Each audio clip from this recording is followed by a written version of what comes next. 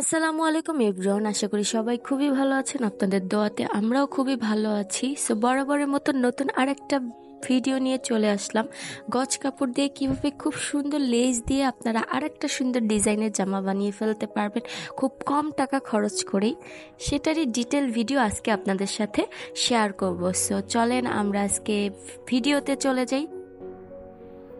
So এই জামাটা যেহেতু আমি বাসায় পরবো আর গরমের সময় এখন যেহেতু, সো আমি এই ক্ষেত্রে বেক্সি বয়েলটা ইউজ করেছি। আর এখানে আমি 2.5 গজ কাপড় নিয়েছি আর 6 গজের উপরে লেস নিয়েছি। পাজামার জন্য 2.5 গজ কাপড় নিয়েছি। তো এখন আমি আমার মাপ মতন কেটে নিলাম। কেটে এখন আমি যেই জিনিসটা আপনাদের সাথে শেয়ার করব সেটা অনেক বিগিনার আপুরা আছেন যারা লেসটা আপনারা ঠিকভাবে জামার উপরে রেখে লেসটা লাগাতে পারেন না, অনেক সময় আঁকা বাঁকা হয়। যখন আমিও নতুন বানাতাম আমারও এই প্রবলেমটা হতো। তারা কিন্তু চাইলে আমার এই ট্রিক্সটা ফলো করে নিতে পারেন। এতে করে আপনারা একদম সুন্দর মতন আপনার লেসটা খুব ইজিলি ভাবে সেলাই করে নিতে পারবেন জামার উপরে। সো আপনারা যদি একটু খেয়াল করেন তাহলে বুঝতে পারবেন আমি প্রথমে যেই শেপটা দিব আমার বুকের কাছ থেকে, ওইখানে আমি একটু আগে রং পেন্সিল দিয়ে এঁকে নিয়েছি। তো যেই মাপে এঁকেছি, যেই শেপে এঁকেছি, ওই শেপে আমি লেসটা সুন্দর মতন ভাঁজ করে করে লাগিয়ে নিচ্ছি। আর ছোট যে পিনগুলো আছে হিজাব পিন, এটা দিয়ে আটকে নিতেছি। আপনারা যদি একটু ভালো মতন খেয়াল করেন তাহলে কিন্তু খুব ভালো মতন বুঝতে পারবেন।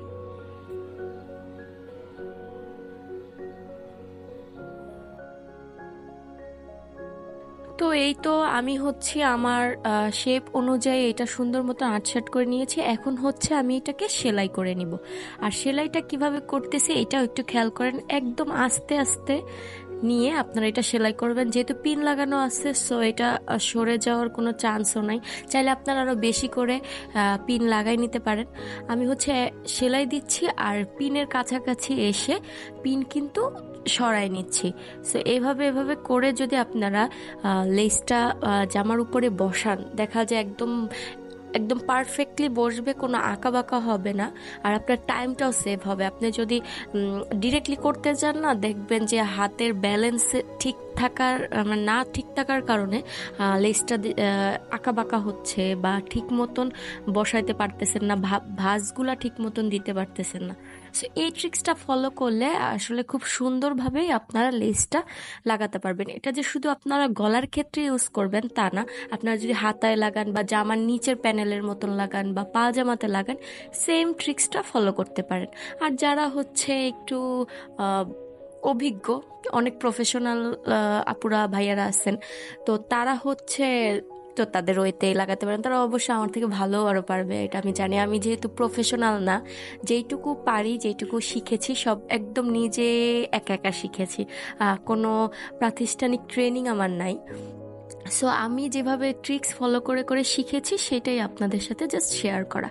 সো এই তো আমার গলাটা দেখেন কি সুন্দর করে খুব টাইম কম নিয়ে আমি লাগিয়ে ফেলেছি। সো এখন আমি আমার জামার নিচে একটু পাইপিং লাগাবো। সো পাইপিংটা কিভাবে লাগাচ্ছি আপনারা একটু খেয়াল করলেই দেখলে বুঝতে পারবেন।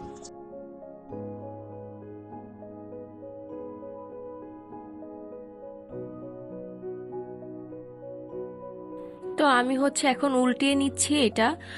আমি আমি কতটুকু নিচে চিকন রাখবো ওই বুঝে জাস্ট মাপ নিয়ে আমি একটা সেলাই দিয়ে নিলাম, চাপ সেলাই। আপনার যতটুকু চিকন কম বেশি রাখবেন সেই অনুযায়ী জাস্ট সেলাইটা দিয়ে নিলে হবে। আর এই পদ্ধতিটা আমার কাছে বেশি ইজি লাগে, তাই আমি এইভাবেই সেলাই করি। পাইপিং লাগানোর অনেক অনেক নিয়ম আছে, সো যার যেটা সহজ মনে হবে, যেভাবে করলে সহজ মনে হবে সেভাবেই করতে পারেন।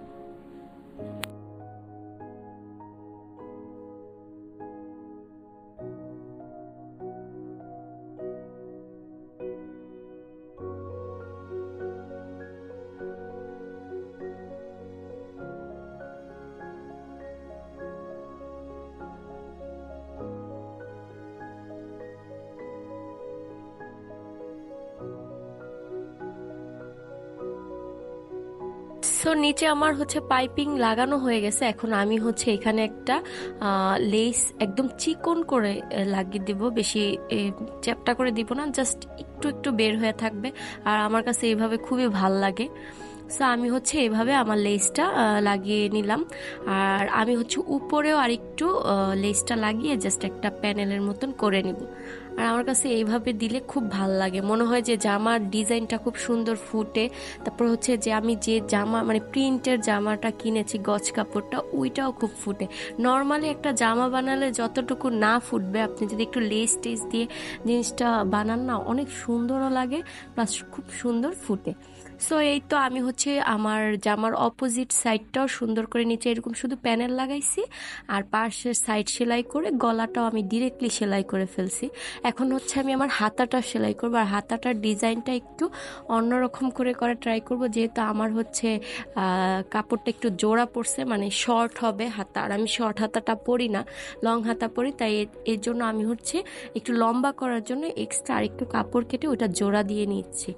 আর জোড়াটা হচ্ছে আমি পরে ঠিক করে জামাটা হাতাটা হচ্ছে সোজা দিক রেখে, আর যেই কাপড়টা টুকরাটা জোড়া দেবো ওইটা উল্টা রেখে আমি সেলাই দিয়ে নিয়েছিলাম। তারপর হচ্ছে সোজা করে একটা চাপ সেলাই দিয়ে নিয়েছি যাতে সেট থাকে। তো জোড়াটা যাতে না বোঝা যায় এর জন্য ওইখানে আমি লেস ইউজ করব। তো নিচে হচ্ছে আমি একটা প্যানেলের মতন দিয়ে দিচ্ছি, যেটা হচ্ছে আমি আমার পাজামাতে ইউজ করেছি যেই কাপড়টা, ওই কাপড়টা দিয়ে আমি একটু জাস্ট দিয়ে দিচ্ছি। এটার জন্য না খুব সুন্দর জামাটা ফুটবে, হাতাটা ফুটবে বিশেষ করে। সো এই তো আমি কিভাবে নিচে প্যানেলটা দিলাম এটা আপনারা একটু খেয়াল করলেই বুঝতে পারবেন। তো আমি হচ্ছে এখানে আরেকটা চাপ সেলাই দিয়ে, এখন দেখেন আমার কিন্তু হাতার মধ্যে দুইটা জোড়া পড়ছে, একটা প্যানেলের দিকে আর একটা হচ্ছে মাঝে। সো আমি এই দুই মাঝে হচ্ছে সাদা লেসটা খুব সুন্দর করে ডাবল সেলাই দিয়ে বসাই দিব, যাতে খুব ভালো মতন সেট থাকে।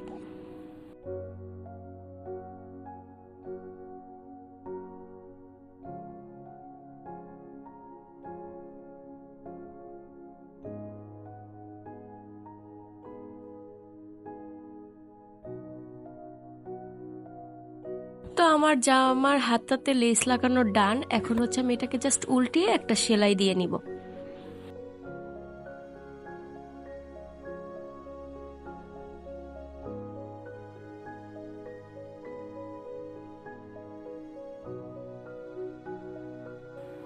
সো এই তো আমার হাতাটা সেলাই করা ডান।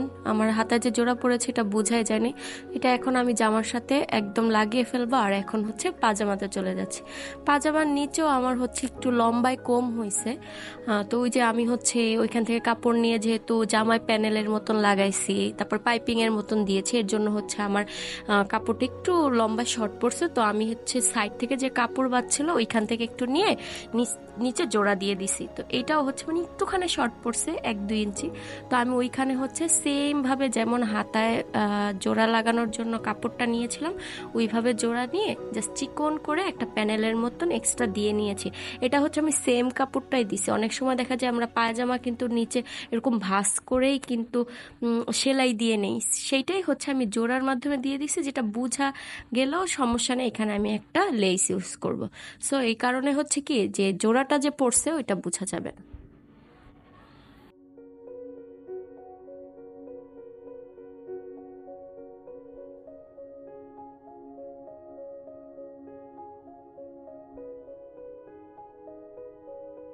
আমি পাজামার নিচেও একটা চিকন করে লেস লাগিয়ে দিচ্ছি। এটা হচ্ছে অনেকটা আমার জামার নিচে যেভাবে আমি লেসটা লাগিয়েছি ওইটার সাথে ম্যাচিং করে জাস্ট লাগিয়ে দিয়েছি।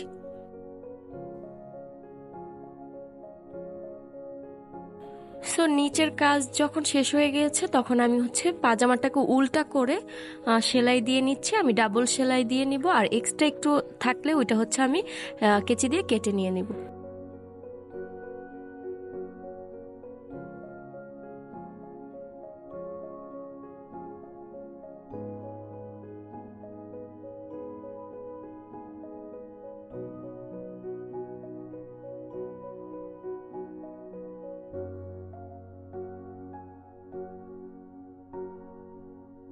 আমার পাজামার নিচে এরকম ডিজাইন পড়েছে, আর এটা দেখতেও কিন্তু খুব ভালো লাগতেছে, একদম সুন্দর ফুটছে। সো আমি হচ্ছে এখন আমার জামার ডিটেলটা আপনাদের সাথে ডিজাইনটা একটু শেয়ার করি। যেহেতু আমি এই জামাটা বাসায় পরবো, তো আমি সবসময় বাসায় জামা পরার ক্ষেত্রে একটা জিনিস খেয়াল রাখি, যে জামাটা যেন লেস টেস দিয়ে বানাতে গেলেও যাতে খুব বেশি গর্জিয়াস না হয়ে যায়। সো আমি এই ক্ষেত্রে সবসময় গোল গলাটা প্রেফার করি, কারণ আমার কাছে কমফোর্টেবলের ব্যাপারও একটা আছে। তো আমি হচ্ছে এখানে গোল গলাও দিয়েছি আর একসাথেই সেলাই করে ফেলেছি, যে হাতে যে কাজটা ওইটা আর আমি করি নাই, একসাথেই করে ফেলছি কারণ আমার সময় স্বল্পতাও আছে। আর উপরে হচ্ছে আমি একটা লেস যে আমি গলার মধ্যে লাগিয়েছি যেভাবে ডিজাইন করে, এটার তো ভিডিওটা আপনাদের সাথে দেখালামই। আর এই হচ্ছে হাতার ডিজাইনটা, ড্রেসটার সাথে কিন্তু খুবই ভালো লাগতেছে, একদম সুন্দর ফুটছে। আর আমি কিন্তু সিম্পলি রাখার ট্রাই করেছি।